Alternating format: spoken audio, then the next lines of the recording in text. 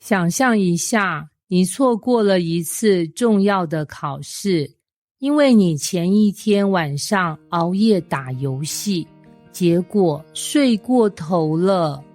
当你匆匆赶到考场，老师却冷冷地说：抱歉，考试已经结束，不能再补考了。你拼命恳求：老师，求求你，我现在就可以考。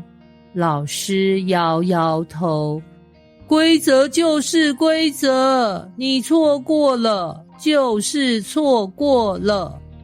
你懊悔不已，心想：如果我能回到昨天，我一定不会这么做。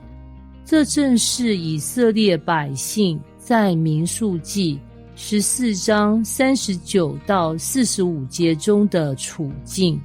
当神告诉他们这一代人都不能进迦南后，他们才惊觉自己错了，于是冲动地想补救，但来得及吗？他们本来有机会进入迦南地，但因为听信了10个探子的负面报告，他们选择抱怨、埋怨神，甚至想回埃及。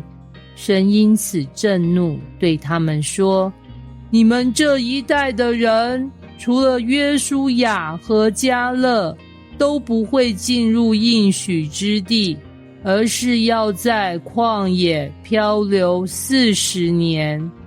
当百姓听到这个惩罚时，终于害怕了。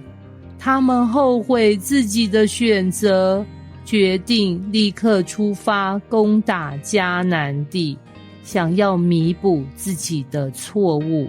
但摩西警告他们：现在去打仗，神不会与你们同在，你们一定会失败。但他们不听，结果被亚玛利人和迦南人击败，惨遭杀戮，狼狈逃回。这是一个典型的亡羊补牢为时已晚的例子。国豪是一位年轻的上班族，梦想是创业开自己的咖啡店，但他总觉得时机还没到，所以一直待在一份自己并不喜欢的工作里。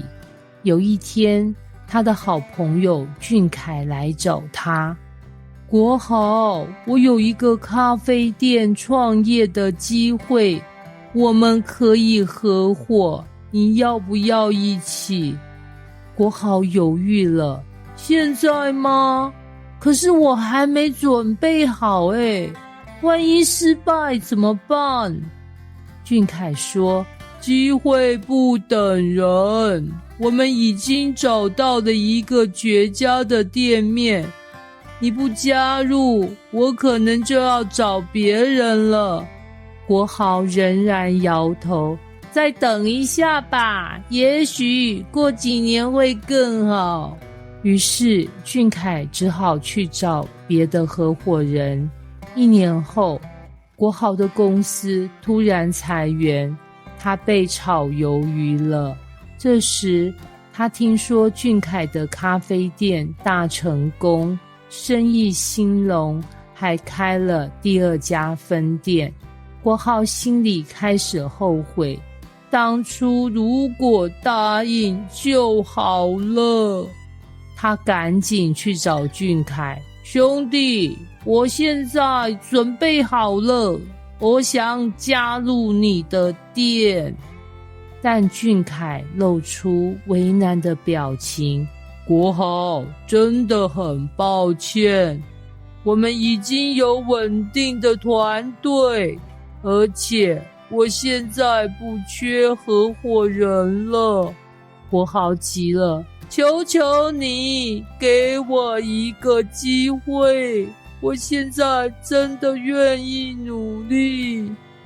但俊凯无奈地说：机会已经过去了，现在不是我们不愿意，而是时机已经错过了。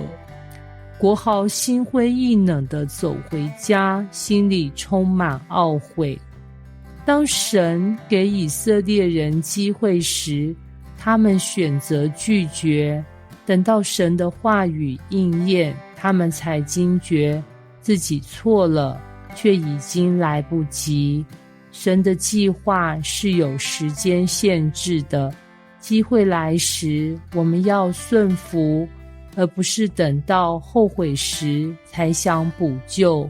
当神说现在不行了，我们就该学会接受，而不是硬闯，否则只会迎来更惨的后果。你是否也曾有过这样的经验？你错过了一段美好的关系，后来才发现对方已经和别人在一起了。你本来有机会回应神的呼召，但一直拖延，最后神选择了别人。你曾经不珍惜父母的关爱，直到他们离世，才发现自己从未好好陪伴过他们。有些事情一旦错过，真的无法回头。